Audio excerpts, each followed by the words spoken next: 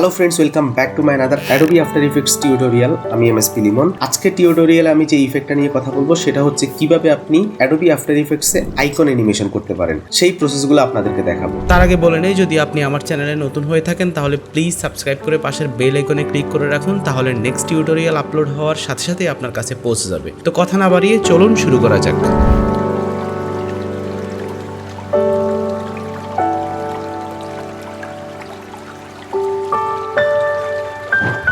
Adobe after ইফেক্টসে চলে আসলাম। Adobe after ইফেক্টসে একটা composition আমি অলরেডি ক্রিয়েট করে রেখেছি। এটার রেজুলেশন হচ্ছে এইচডি। আপনারা এইরকম এইচডি একটা কম্পোজিশন ক্রিয়েট করে নেবেন। এরপরে আমি উপরের টুলস প্যানেল থেকে শেপ টুলের মধ্যে ক্লিক করে হোল্ড করে ধরে রাখবো, তাহলে আমার সবগুলো টুলস রিভিল হবে। এখান থেকে আমি স্টার টুলটা সিলেক্ট করব। সিলেক্ট করে আমি স্ক্রিনের মধ্যে ড্র করব। ড্র করার সময় যদি আপনি কিবোর্ড থেকে আপ অ্যারো এবং ডাউন অ্যারো বাটন প্রেস করতে থাকেন তাহলে আপনার এই স্টারের মাথাগুলা কিন্তু চেঞ্জ হবে, অর্থাৎ বাড়তে থাকবে, কমতে থাকবে। আমি এখানে ত্রিভুজ আকৃতির একটা শেপ ড্র করে নিলাম এবং এই শেপের স্ট্রোকটাকে আমি নান করে দিলাম এবং ফিল কালারটাকে আমি হোয়াইট করে দিলাম। এখন আমি এই শেপের অ্যাঙ্কর পয়েন্টটাকে সেন্টার করে দিব। সেই জন্য শেপ লেয়ারটা সিলেক্ট করে কিবোর্ড থেকে কন্ট্রোল বাটন প্রেস করে ধরে রাখবো এবং পেন বিহাইন্ড টুলে ডাবল ক্লিক করব, তাহলে আমার অ্যাঙ্কর পয়েন্টটা সেন্টারে চলে আসবে। এরপরে আমি এই শেপটাকে স্ক্রিনে সেন্টার করে দিব। সেই জন্য আমি অ্যালাইনমেন্ট থেকে সেন্টারে করে দিলাম। এই অ্যালাইনমেন্ট প্যানেলটা যদি আপনি না পেয়ে থাকেন তাহলে উইন্ডোতে যাবেন, উইন্ডো থেকে অ্যালাইনমেন্টটাকে এনাবল করে দিবেন। এখন এই শেপ লেয়ারটাকে আমি এক্সপান্ড করব। এক্সপান্ড করে এই শেপকে আমি 90 ডিগ্রি রোটেট করে দিব। এরপরে আমি শেপ লেয়ারের পলিস্টার সিলেক্ট করে অ্যাডের মধ্যে যে অ্যারোটা রয়েছে এই অ্যারোর মধ্যে ক্লিক করে আমি রাউন্ডেড কর্নার্স এটাকে আমি নিয়ে আসব। এই রাউন্ডেড কর্নারের ভ্যালু চেঞ্জ করে আমি শেপের কর্নারগুলোকে আমি রাউন্ড করে দিব। এই শেপটা একটা প্লে বাটন আইকনের মতো হয়ে গেছে। এরপরে আমি প্লে বাটন আইকনটাকে আরেকটু ছোট করে দিব, স্কেল ভ্যালুটা চেঞ্জ করে একটু ছোট করে দিব।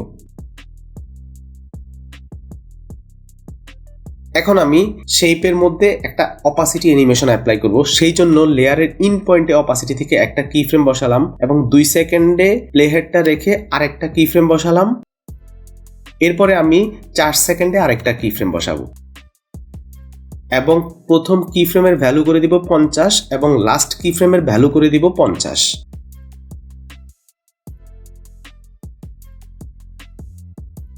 এরপরে সবগুলা কি ফ্রেম সিলেক্ট করে রাইট বাটন ক্লিক করে কি ফ্রেম অ্যাসিস্ট্যান্স থেকে ইজি ইজ করে দিব। এখানে আমার সিম্পল একটা অপাসিটি অ্যানিমেশন অ্যাপ্লাই হয়ে গেছে, অনেকটা ব্লিঙ্ক অ্যানিমেশনের মতো।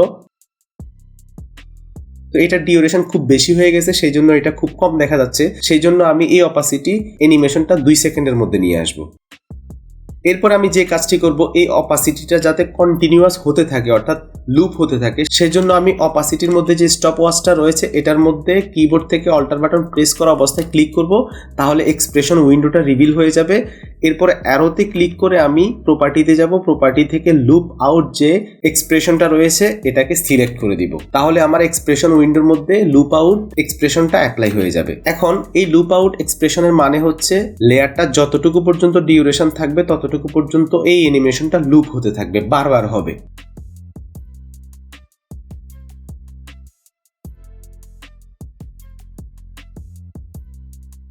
এরপরে আমি এই লেয়ারটা সিলেক্ট না থাকা অবস্থায় আবার টুলস প্যানেল থেকে শেপ টুলটা সিলেক্ট করব। সিলেক্ট করে আমি এখান থেকে ইলিপস টুলটা সিলেক্ট করব।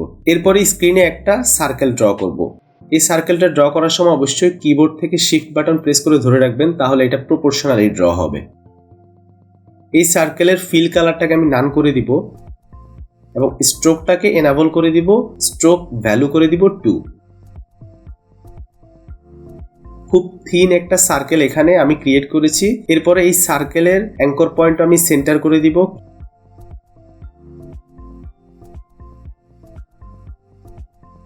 এবং অ্যালাইনমেন্টটা সেন্টার করে দিব। এরপরে এই শেপ লেয়ারটাকে আমি সিলেক্ট করে এডিটে যাব, এডিট থেকে এই শেপ লেয়ারটাকে আমি ডুপ্লিকেট করে নিব।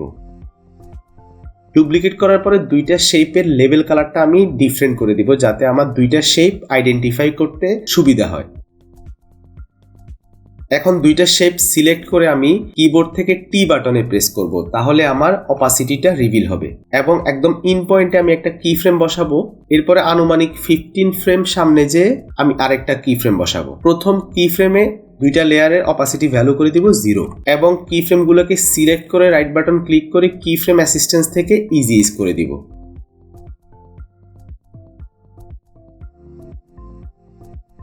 এরপরে আমি আবার দুইটা লেয়ার সিলেক্ট করব, সিলেক্ট করে কিবোর্ড থেকে আমি এস বাটনে প্রেস করব, তাহলে স্কেল অপশনটা চলে আসবে এবং দুইটা লেয়ারের ইন পয়েন্টে আমি দুইটা স্কেল কি ফ্রেম বসাই দিব। এরপরে প্রথম লেয়ারটার নেক্সট স্কেল কি ফ্রেমটা দিব 3 সেকেন্ডের মধ্যে এবং নেক্সট লেয়ারের স্কেল কি ফ্রেমটা দিব আমি 6 সেকেন্ডের মধ্যে। সেই জন্য আমি প্রথম লেয়ারটা 3 সেকেন্ডের মধ্যে কেটে নিলাম এবং সেকেন্ড লেয়ারটা 6 সেকেন্ডের মধ্যে কেটে নিলাম।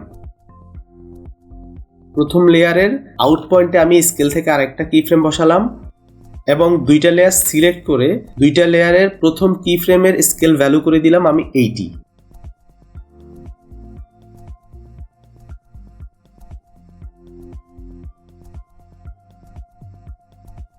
এবং লাস্ট লেয়ার যেটা রয়েছে এটার আউট পয়েন্টে আমি এটার স্কেল ভ্যালু করে দিব 150।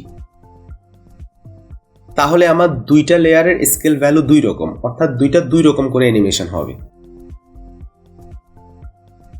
এখন এই দুইটা লেয়ারের আমি আউট পয়েন্টে অপাসিটি অ্যানিমেশনটা অ্যাপ্লাই করে দিব, যাতে স্কেল হতে হতে দুইটা লেয়ার আবার ডিসঅ্যাপিয়ার হয়ে যায়, অর্থাৎ ভ্যানিশ হয়ে যায়। সেই জন্য প্রথম লেয়ারের মধ্যে আমি লাস্টে আবার দুইটা অপাসিটি কি ফ্রেম বসাই দিলাম। প্রথম কি ফ্রেম সেম থাকবে, লাস্ট কি ফ্রেমে আমি অপাসিটি ভ্যালু করে দিব 0। সেম ওয়েতে আমি নেক্সট লেয়ারের মধ্যেও প্রথমে একটা অপাসিটি থেকে কি ফ্রেম বসালাম এবং লাস্ট অপাসিটি কি ফ্রেমের ভ্যালু করে দিব 0। তাহলে এই দুইটা লেয়ার স্কেল হতে থাকবে এবং আস্তে আস্তে ভ্যানিশ হয়ে যাবে। লাইক এইরকম একটা অ্যানিমেশন হবে যে একটা ওয়াটার ড্রপ পড়ার পরে যেভাবে একটা সার্কেল ওয়েভ হয় ওইরকম করে এই দুইটা সার্কেল রিভিল হতে হতে আবার ভ্যানিশ হয়ে যাবে। আমার মোটামুটি অ্যানিমেশনের কাজ শেষ। এখন আমি দুইটা লেয়ার সিলেক্ট করব, সিলেক্ট করে এডিট থেকে ডুপ্লিকেট করে নিব। ডুপ্লিকেট করে দুইটা লেয়ারকে আমি আবার ড্র্যাগ করে একদম উপরে নিয়ে যাব। প্রথম দুইটা লেয়ারের আউট পয়েন্টে অ্যালাইন করে দিব। এরপরে এই দুইটা লেয়ারকে আমি আবার সিলেক্ট করে এডিট থেকে ডুপ্লিকেট করব এবং সবার উপরে তুলে নিব। সেকেন্ড দুইটা লেয়ারের আউট পয়েন্টে আবার অ্যালাইন করে দিব। ঠিক এইরকম করে আপনি ডুপ্লিকেট করে যতটুকু পর্যন্ত আপনার ডিউরেশন থাকবে ততটুকু পর্যন্ত আপনি অ্যালাইন করে দিবেন, তাহলে আপনার এই অ্যানিমেশনটা কন্টিনিউয়াস হতে থাকবে। এখন আমি এই আইকন অ্যানিমেশনের ব্যাকগ্রাউন্ডে একটা ইমেজ অ্যাপ্লাই করে দিব। সেই জন্য একটা ইমেজ এখানে ড্র্যাগ করে ছেড়ে দিলাম। এখন এই ইমেজের অপাসিটিটা আমি একদম কমিয়ে দিব, 15% পর্যন্ত করে দিব, যাতে খুব হালকা দেখা যায় এবং স্কেল করে এবং পজিশন চেঞ্জ করে স্ক্রিনের মধ্যে এটা ফিট করে দিও। যেখানে রাখলে ভালো দেখায় সেরকম করে দিলাম।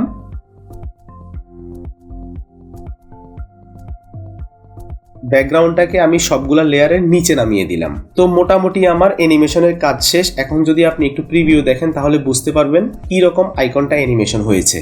ফ্রেন্ডস, আজকে এই পর্যন্তই। যদি টিউটোরিয়ালটি ভালো লেগে থাকে তাহলে অবশ্যই লাইক করবেন, কমেন্টস করে আপনাদের মতামত জানাবেন।